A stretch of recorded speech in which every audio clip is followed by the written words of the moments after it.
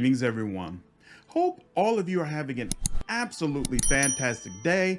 We're back again with more Pathfinder, Wrath of the Righteous. And this time, I want to go through the Crusade system, specifically how it works in Act 2, when it first opens up to you. I know a lot of you are probably curious if there are any major changes to the system based upon the videos I released during the beta. And I don't think there are, but I think it's still worth revisiting it and making sure that everybody's clear on how to make this playthrough as smooth as possible for you. I will update this video as I go through further acts and see more of the Crusade system that was not available in the beta to make sure I share with you any information that I have. But for now, let's stick to the way that it works in Act 2. So some general information. You have your separate main character that you use to move around your party. And then if you click on the red flag, you can switch back over to the Crusade army. This icon right here is your camp, all right? So your camp will move with you across the map as you complete specific story beats. So your camp itself, you do not manually move it. The game will move it automatically. Just want to make sure I note that because I think a lot of people were confused about how that camp system works. Now, if you're looking at your Crusade army, you'll see that there's a 1 here and then a 36. 36 is your movement points. So basically you get a certain amount of points per day that you can use to move across the map. And then once it's depleted, you basically have to wait until the next day before it's going to refill. So all that means is when the day starts, you're probably going to go with your Crusade army first, move across the map, defeat whoever you can, and then when it's all depleted, you switch back over to your main team. You go out, you do some quests, you do whatever you need to do, then you'll end up resting, and then after you're rested, you start the process all over again. The 1 denotes basically the strength of your army. How strong the game believes it actually is. And it compares that then with the strength of other demon armies and demon fortifications that you're going to go up against throughout the game. These numbers matter. Ladies and gentlemen, I just want to make it absolutely clear. I know some games, they'll say you're a 1, but really if you use great tactics, you can beat a 3 and you don't need to really worry about it. This ain't one of them games, all right? If it's in red, leave it alone. I mean, you can beat it, maybe, but the amount of time, the amount of aggravation it takes in order to be able to overcome a demon army that you're technically not prepared for, in my personal opinion, it's not worth it. It's not one of those things where you're going to really feel like you accomplished something if you decide to take a 1 and beat a 3 or a 4 with it. So I would recommend, to make this as painless as possible, you try to stick with demons who are either at your level or below your level. Now, let's go through some of the general army information. I've already mentioned movement speed. The 2 right here denotes morale, which is not as big an issue right now, but will become much more of an issue in Act 3. But morale basically determines your recruitment growth speed, how much resource income you generate, and the morale will also affect your army in combat. Your combatants can get extra attacks if you have high morale, and they can also end up fleeing or running from enemies on the field if their morale decreases. Now, them fleeing can happen because of morale, but it can also happen because people are dying around them, or they're getting hit up really bad, or maybe an enemy uses fear against them, things of that nature, just as an FYI. You also have army strength, which I already mentioned, and then army size. So your army size determines the maximum number of units that can be in the army. So you see right here, you start out with 100 footmen. Everybody does. You get archers, paladins, champions, all sorts of different units that you can put into your army. I would highly recommend you go ahead and increase your army size when those options become available.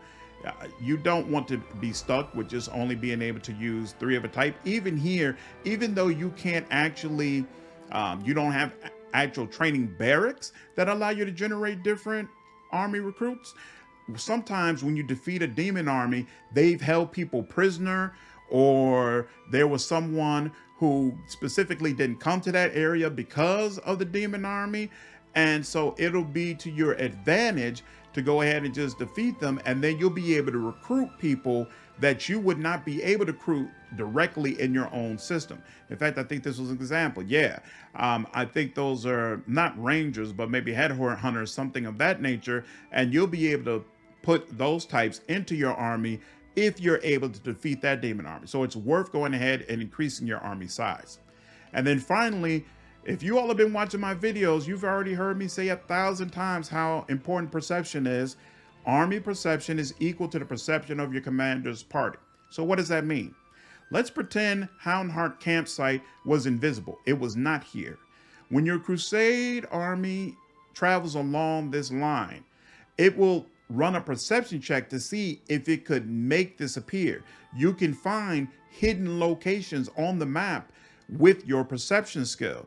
So if your team perception skill is too low, what you're going to find is that you're going to have to do a whole lot of backtracking through areas you've already been, because you'll have to manually try to figure out, oh, okay, is there a location here? Is there some hidden ingredients or weapons here that I could potentially pick up that I've missed because my team's perception was too low in order to be able to get it? In Kingmaker, you had to backtrack anyway, because they would make these perception checks sky high, where even if you had a great team for perception, it seemed like I still had to go ahead and just backtrack and would find new areas. But it seems like it's a little cleaner in Wrath of the Righteous. I definitely feel like the map is just filling up to the point that there shouldn't be anything back here as long as my team has a high perception. So it's definitely worth your time to make sure you go ahead and do that.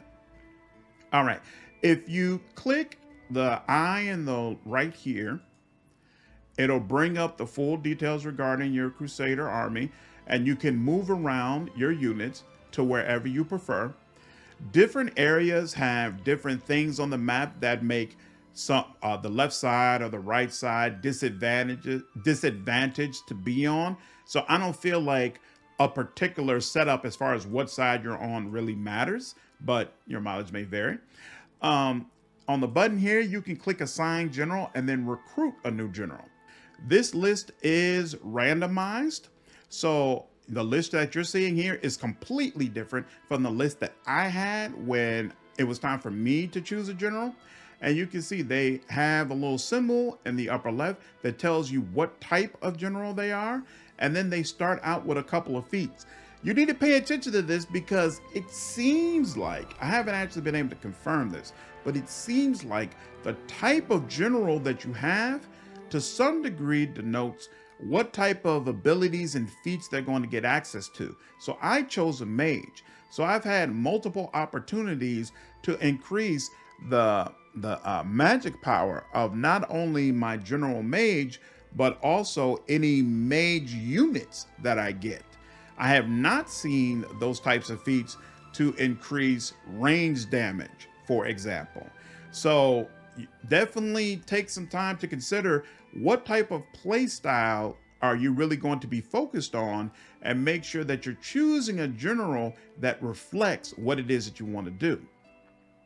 Also, make sure you take a moment to glance through their feats. So, for example, if you want to have someone who's a mage, then a person who has Spellcraft 1 plus 4 bonus to power level of this feat, this is useful to you. Your power level denotes how damaging those spells are going to be.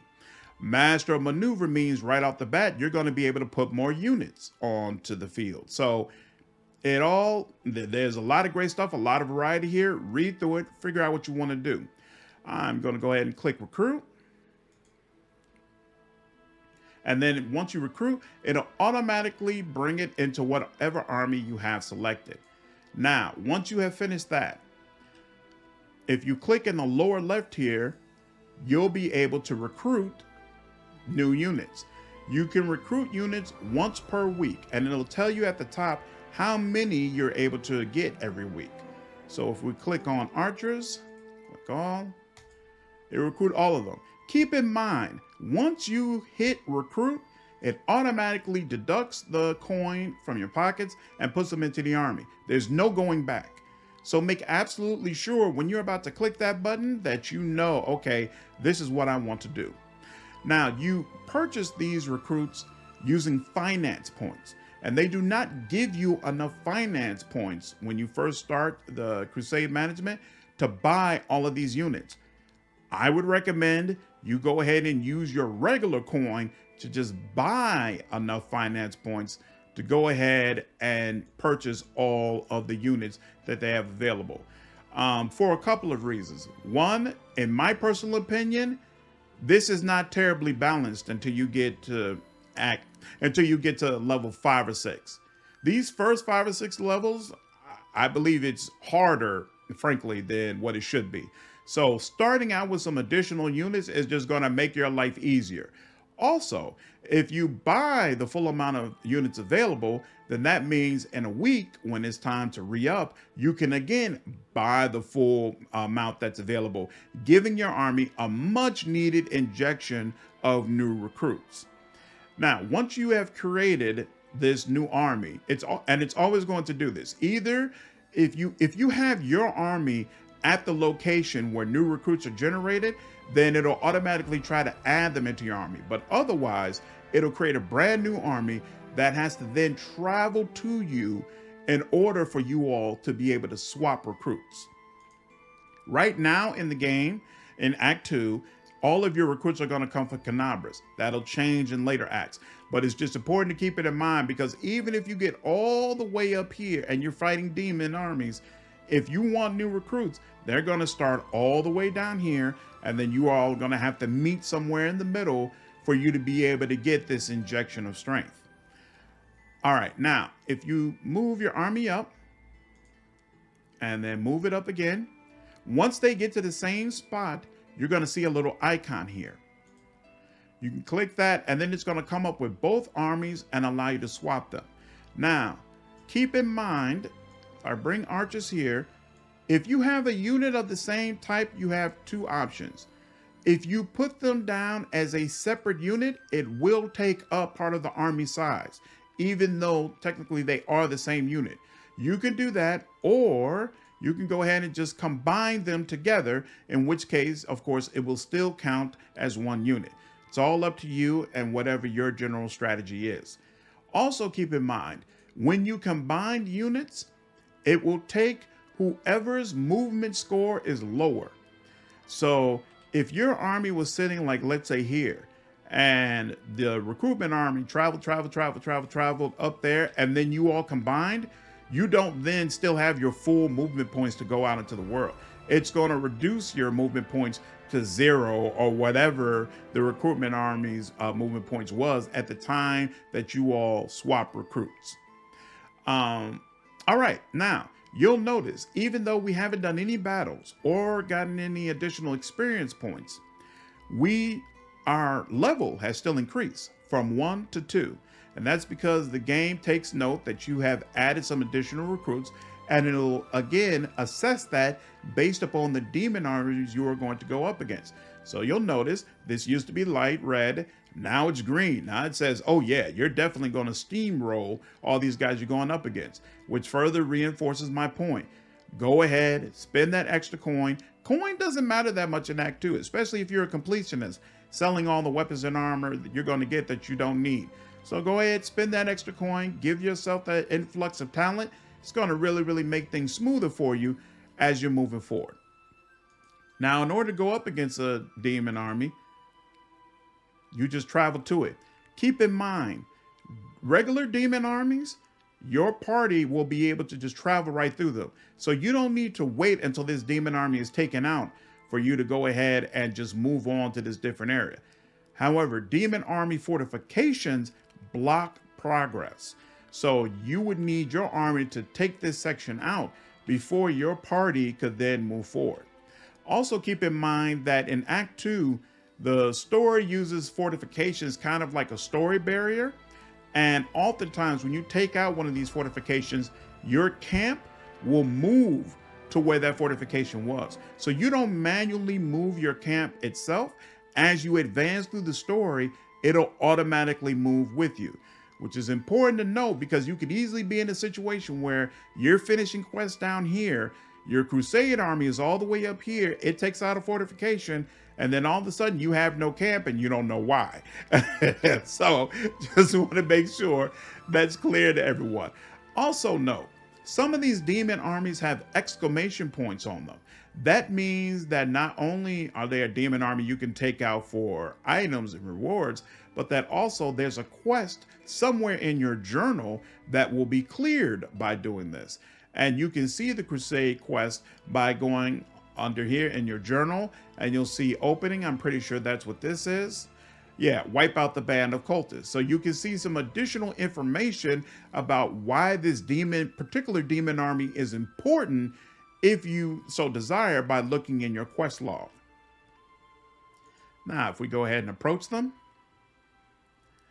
Unfortunately, this has changed from the beta. In the beta, if you went up against an army, first of all, in the beta, every time you attempted to go into a fight, the game would automatically do an assessment, and it would just automatically say that you won if you were just clearly way beyond the army that you were going up against, which I felt like was a great system. But now you do have to manually fight every fight, even if it's absolutely undoubtedly clear that you're going to win. So you come into this, I've got archers.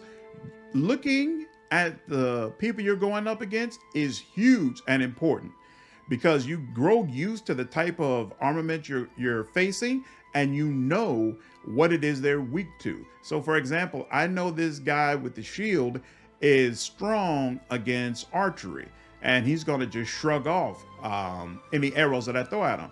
Whereas this guy, even though he has a shield, he's actually more susceptible to archery, and he's the person I should target in this situation.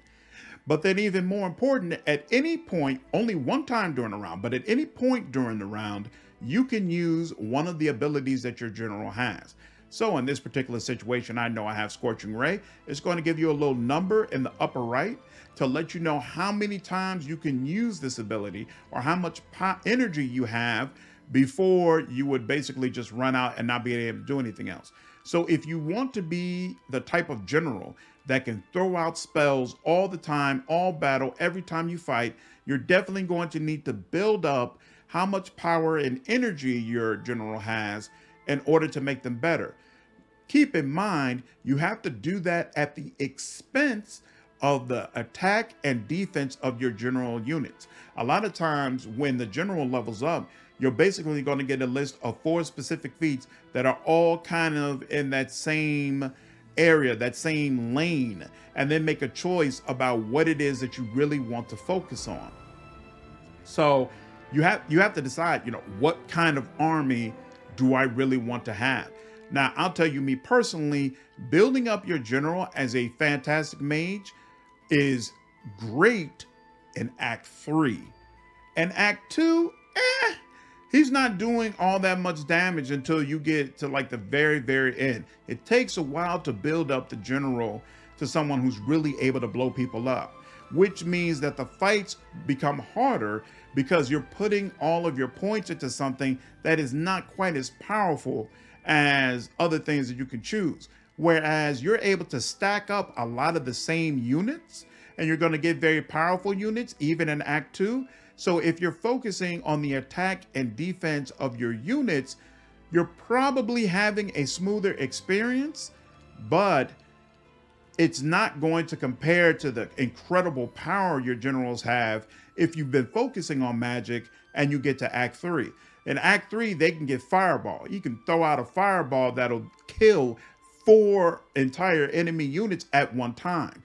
You're not going to get any units that compare to something like that for a long time, if at all. I'm not through Act 3 yet. Okay. So now we're in this fight. I know this guy is susceptible to both archery and magic, so let's just go throw out a Scorching Ray. All right, and it hits 1. Again, so he'll hit 1 all through the first 5 levels. Even if you're building up power, it's just not going to do all that much. Whereas your archer is going to do a lot, but he does a lot to one person as opposed to what your general is at some point capable of. There we go. All right, and he's up out of here.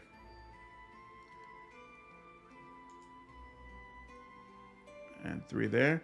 You could use Scorching Ray, but again, your general has a limited amount of power, so you don't want to just throw it out just because you can. You got to kind of figure out, okay, is this a good situation for me to use this? Does my team actually need this? And we don't. So you see he was blowing the other guy up, but he only hits him for 1. It's important to actually look at these people, understand their weaknesses in defense, and you can actually look at their information, same as you can for your team. You can right click on them, look at them and see what's their strength, what's their AC, what does this person do. You can get an idea out of all that. It's important to get that understanding. All right, and then they do a little celebration. Now in this particular case, I didn't lose anybody, so nobody had to be replenished at the infirmary. But in other cases, you're going to lose people, and then the size of your infirmary is going to decide how many of these people get revived. And different units have different, priority levels, for lack of a better way of saying it. So it's not like if you have, like, let's say your infirmary is only 30, and you have 60 archers and 20 Hell Knights. They're not going to split that up evenly. They're going to take the 20 Hell Knights first, because Hell Knights are considered like a priority unit. So then they will focus on first. And then they'll take 10 of the footmen or archers or whoever else died, and then those will go into the infirmary. You do have the option to increase the size of the infirmary to ensure more of your people are revived in the event of a loss. And I will say that there are at least 1 or 2 situations where you're judged about this, where someone comes up to you and says, hey, you're kind of known for getting your people killed, or you're known for really great tactics and keeping all of your army people alive. So it's not, unless you're playing like a swarm playthrough where you just decide I'm going to kill everything in sight anyway, so I don't care. But otherwise, if you're role playing this and it matters to you, make sure you're using quality tactics and trying to keep your folks alive if at all possible. And then every time you defeat one of the demon armies or demon fortifications, you're going to get a little write up here that basically tells you what happened and then what resources were found, etc., etc. So there's one other thing that I'll mention. Keep in mind, Wrath of the Righteous focuses a lot less on time than Kingmaker did. All right, so in Kingmaker, you were always running ragged. You were always running against the clock. And if you screwed up the slightest thing, everything would just fall into a crater. This system doesn't work like this, at least not in Act 2. So if you come up against a really, really hard demon army and you're like, man, I just can't get past this person, I need some more help, you've got skip day right in the upper right. Just either just let the demon army sit and go around and do some other things, or if you've completed everything else and the only thing you have left is to get some demon armies cleared out, go ahead and skip days and recruit and build your army up. Like, I didn't do that my first time, and I ended up having, bad experiences where I was just hacking and slashing for 20 damage at the same gargoyle over and over and over and over and over again, cursing at the screen. All that is not worth it. It's absolutely not worth it. The game doesn't put any sort of time restraints on you. As far as I know for this section, these people have been overrun by demons for years. They can wait another week. It's okay. So I say that to say, don't stress yourself out trying to do things in a natural way that maybe Owlcat wanted. If you need to take that extra week and recruit some more people, then go ahead and do so.